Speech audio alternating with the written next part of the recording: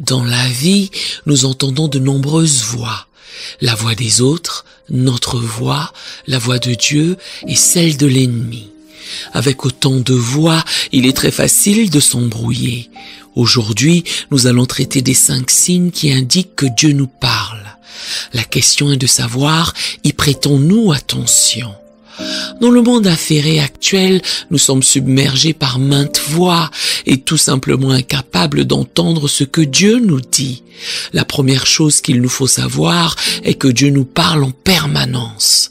Le problème, c'est que nous n'écoutons pas. Pourtant, certains d'entre nous veulent le faire. Or, pour une raison quelconque, il nous est difficile de l'entendre. Dieu est un Dieu de signes. Tout comme il a donné l'arc-en-ciel comme signe qu'il ne détruirait plus la terre avec de l'eau, il nous donne sans relâche des indications. Voici les 5 signes qui nous révèlent que Dieu nous parle. Numéro 1. Votre voix intérieure. Question rapide. Avez-vous déjà eu un pressentiment? Quand on vous demande « Comment le sais-tu ?» vous ne parvenez pas à l'expliquer. Cela dit, vous êtes sûr que cette chose est bonne ou mauvaise. Et après un certain temps, vous vous rendez compte que vous avez raison. C'est ce qu'on appelle la voix intérieure. En tant que vrai croyant, le Saint-Esprit réside en vous et c'est lui qui vous donne ce genre de connaissances. Dieu communique avec nous par son esprit. Son esprit s'adresse à notre esprit et le nôtre le transmet à notre intelligence. Cela sera ensuite imprimé en nous pour former cette connaissance. Plus vous passez de temps dans la présence de Dieu à apprendre à reconnaître sa voix, plus il vous sera facile de l'entendre parler. Numéro 2. Les rêves et les visions. Il peut vous donner un rêve ou une vision sur vous-même, comme il l'a fait pour Joseph dans Genèse chapitre 37, verset 9. Il eut encore un autre songe et il le raconta à ses frères. Il dit « J'ai eu encore un songe, et voici le soleil, la lune et 11 étoiles se prosternaient devant moi. » C'est un signe qu'il vous parle. Numéro 3. La voix audible de Dieu. Ce n'est pas très courant, mais Dieu peut vous parler haut et fort. Vous entendrez une voix audible et vous savez immédiatement que c'est Dieu. Tout comme Saul, qui est devenu plus tard Paul dans la Bible, il se peut que vous entendiez Dieu s'adresser à vous. Numéro 4. D'autres personnes et d'autres moyens. Que ce soit votre pasteur, un petit enfant ou même un panneau indicateur, Dieu est capable de vous causer comme il le veut. Certains sont devenus chrétiens en lisant des prospectus, d'autres ont pris des décisions à travers un panneau d'affichage alors qu'ils conduisaient. Le plus important est d'être attentif à Dieu qui parle. Numéro 5. Sa parole. C'est le premier moyen de communication de Dieu. Il parle toujours par sa parole et il ne dira jamais rien qui ne corresponde pas à ce qu'elle dit. Dieu ne se contredit pas, il n'apporte rien de neuf qui ne soit dans sa parole, pour la raison qu'il connaît déjà toutes choses. Elle doit être notre premier guide pour éviter d'être dupés par les autres signes que nous supposons que Dieu nous donne.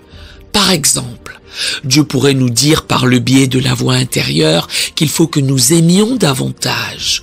Cela correspond-il aux Écritures? Absolument. Ou alors, nous entendons sans cesse qu'il faudrait que nous mentions à quelqu'un qui nous fait du mal. On en rêve même et on se figure les étapes à suivre. Demandez-vous toujours, cela correspond-il aux Écritures? Si ce n'est pas le cas, eh bien ce que vous avez entendu ou vu ne vient pas de Dieu. Il y a tant de choses qu'il nous faut savoir sur Dieu, et la première est que Dieu entend nos prières.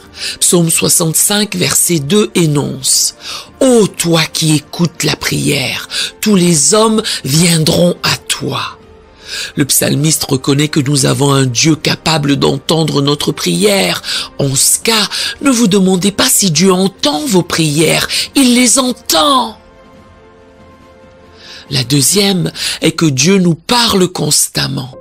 Ce point a été évoqué plus haut. Toutefois, quelquefois la répétition est nécessaire pour faire passer le message.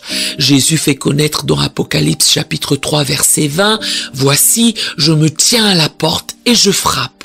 Si quelqu'un entend ma voix et ouvre la porte, j'entrerai chez lui, je souperai avec lui et lui avec moi. » Ce verset n'est pas pour des gens spécifiques. Jésus n'a pas stipulé qu'il ne s'adressait qu'à un groupe de personnes. Il a déclaré « Si quelqu'un entend ma voix », il s'adresse à nous tous. Dieu parle et quiconque l'entend et l'invite à entrer sera quelqu'un d'heureux. La troisième est que Dieu répond sans discontinuer aux prières. Jean chapitre 16 verset 24. « Jusqu'à présent, vous n'avez rien demandé en mon nom. Demandez et vous recevrez, afin que votre joie soit parfaite. » Vous vous demandez peut-être si Dieu ne répond qu'à certaines de nos prières et ignore les autres. La réponse est non. Dieu répond à toutes les prières. Le problème est nos attentes. Dieu peut dire oui, mais ce que nous voulons est un non. Puisque nous cherchons un non, nous risquons de ne pas entendre la voix de Dieu. Peu importe ce que nous pensons ou ressentons, Dieu répond continuellement aux prières. Il se peut que ce ne soit pas ce que nous voulons, mais il répond toujours. La quatrième est que nous ne pouvons pas forcer ou faire en sorte que Dieu réponde à nos prières comme nous le souhaitons. Il y a un dicton populaire qui dit « Tant qu'il y a un homme pour prier, il y a un Dieu pour exaucer ». Mais Dieu est souverain. Il peut choisir de répondre d'une manière miraculeuse, comme il peut choisir de répondre autrement. Mais attendez-vous à une réponse. Ne pensez surtout pas que vous êtes en mesure de forcer Dieu à vous répondre comme vous le désirez. Et enfin, la cinquième, c'est que nous n'entendons pas Dieu parce que nous n'écoutons pas. Beaucoup de gens ne savent pas ce qu'est la prière.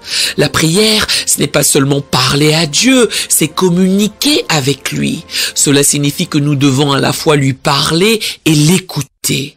Seulement, la plupart des gens se contentent de prier, puis s'en vont sans entendre de Dieu. Ils finissent après par se demander pourquoi Dieu ne leur parle pas. Mettons donc un point d'honneur à écouter Dieu après lui avoir parlé, car il ne se limite pas à nos idées et désirs. Il est notre Créateur, et ce qu'il désire le plus est une relation avec nous. Il aspire à avoir une intimité avec nous.